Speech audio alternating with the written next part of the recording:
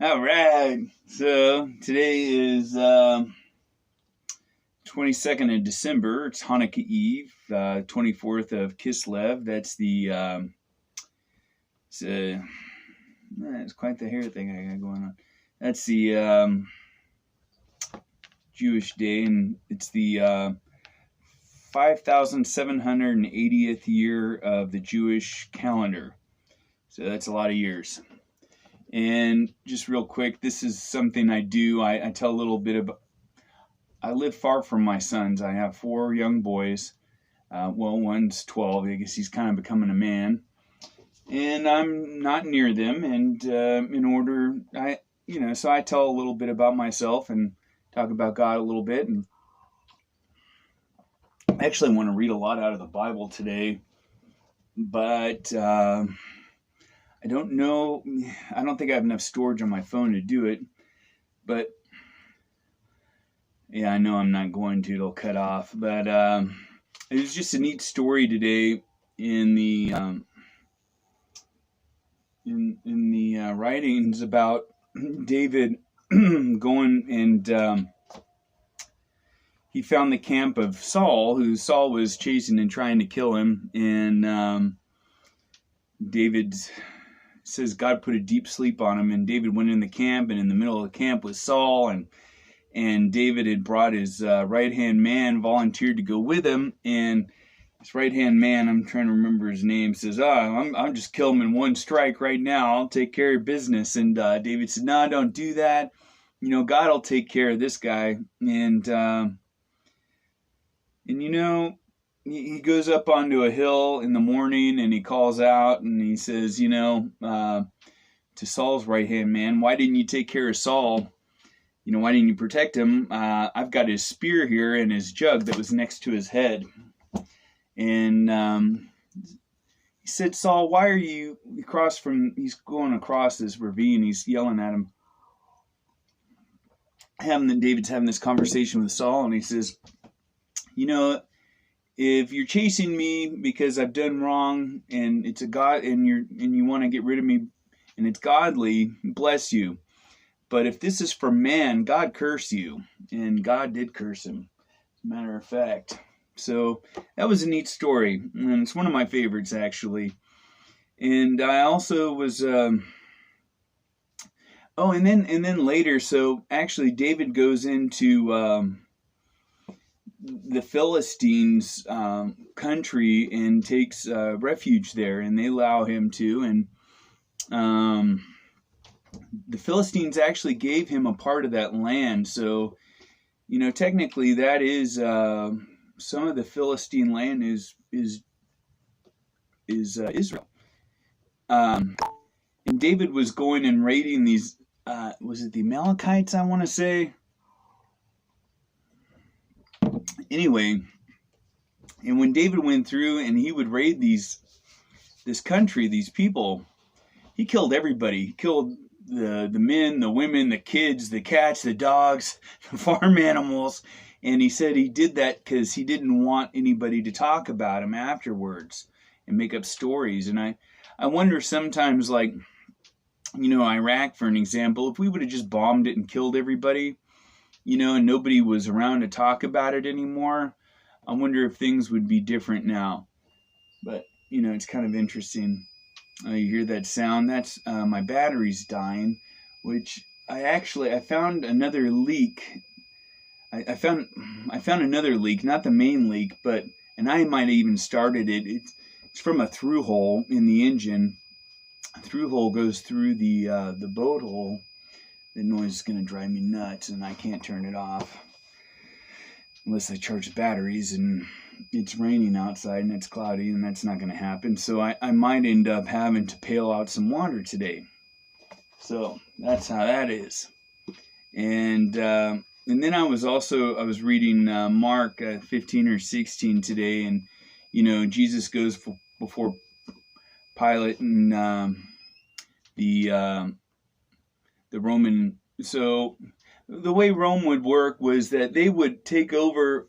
They took over much of Europe and the Middle East, but they would allow many of the laws and the customs of that land kind of for them to govern the way they'd been governing, but they would overall be in charge. And so, and dying on a cross was something that the Jews didn't actually do, but that was a Roman thing. And they brought out Barnabas, and he was a bad dude, a killer, and it was their tradition on this day that they would release one of the prisoners. And they said, well, who do you want to release, Barnabas or Jesus? And they said to let Barnabas, this guy everybody knew was bad. And you got to remember, I think there were a lot of factors going into this. A lot of the holy leaders, the political leaders in Israel, saw Jesus as usurping their power. And I think to a large part that was true, but also they had created all of these customs and laws, and it added all of these things to the law, and I think they'd become accustomed to it, and that's the way they believe things should be. And that, it's like me going and saying there's no more Christmas or something, right? But anyway, so and something else I learned today while reading that, and I didn't really know before, was after Jesus died on the cross, someone came along and said, hey, I want his body, and I want to pay for his funeral, being wrapped up. And that's one of the greatest mitzvot of one of the greatest good deeds you can do for somebody that you can do is bury them and pay for their funeral costs, because you don't get anything in return for it. Right? And, and as the Bible says, from dust we come and dust we return. And, it's a fairly simple burial custom that the Jews still carry on to this day, pretty much the same way.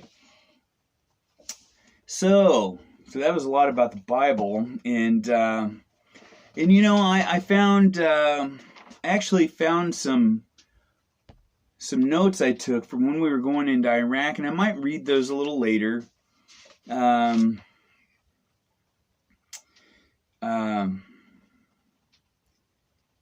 I wanted to talk, I'll just talk a little bit from my memory right now, however. So this was my first tour in Iraq, OIF 3, so it was the third year of Iraq, 2005 to 2006. And like I said, the first month was very peaceful, and nothing happened, except for we had the two deaths of PFC Lower and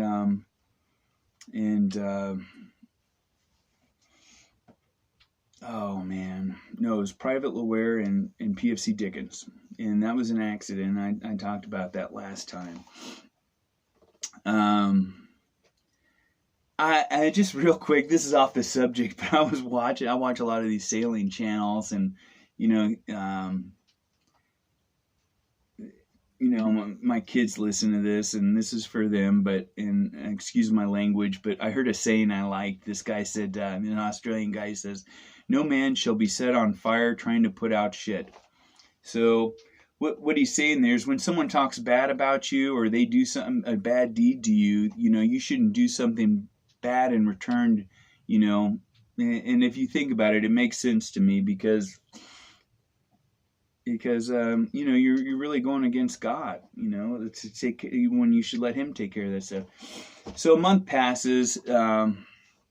Al-Qaeda and the Mujahideen had been watching our habits and what we do as a unit, and then it was the gates of hell opened, and we would get barraged sometimes by mortars that would come in very close.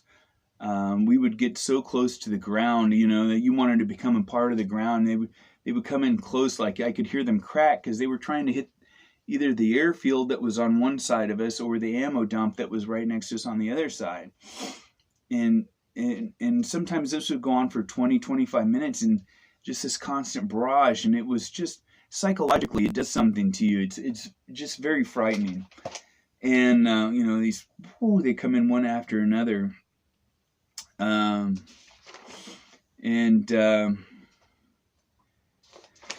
Anyway, so one thing I'll talk about today was one of the people that we lost was Corporal Maida.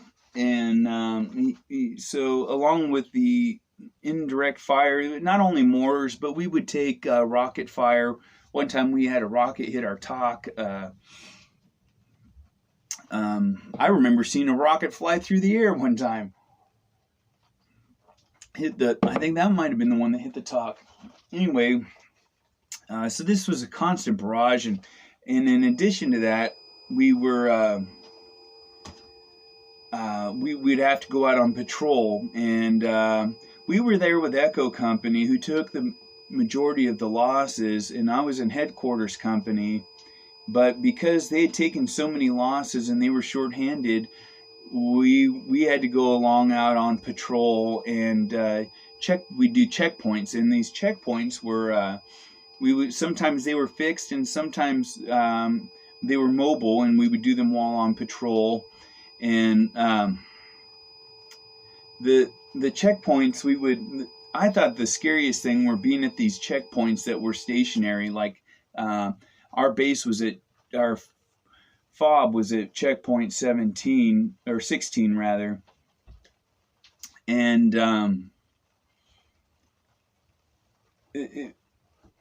I was out there. I would be out there with two vehicles, and two guys in each vehicle, and me kind of in charge of the whole thing. And you're not on the base, and that's all you got. I mean, and the bad guys knew you were there, and it was so easy to be overrun. And I always thought that was one of the scariest things that we did in Iraq. And to be honest with you, one of my regrets is that I didn't do more outside the wire. I did do some checkpoints. I did do some patrols, and I wish I would have done at least as many as my men did that were under me. And it was very difficult to keep morale up. We worked so hard because in addition to doing all of these other duties, I also had to guard that sector of our base, and also we had to do the ammo detail. And so most of the time I found myself, and sometimes Sergeant Kelly, doing the ammo, and I would try and let the guys rest as much as possible.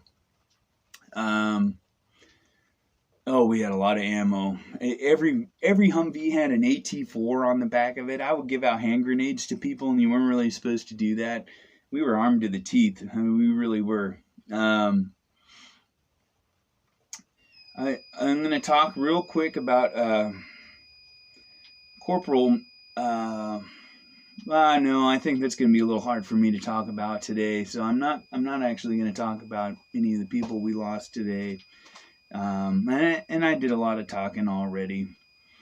And sons, I love you guys, all four of you, and Jacob, Matthew, Noah, little David, and I hope you guys are doing well. And you can always call me anytime you want. I know I haven't called in a few days, but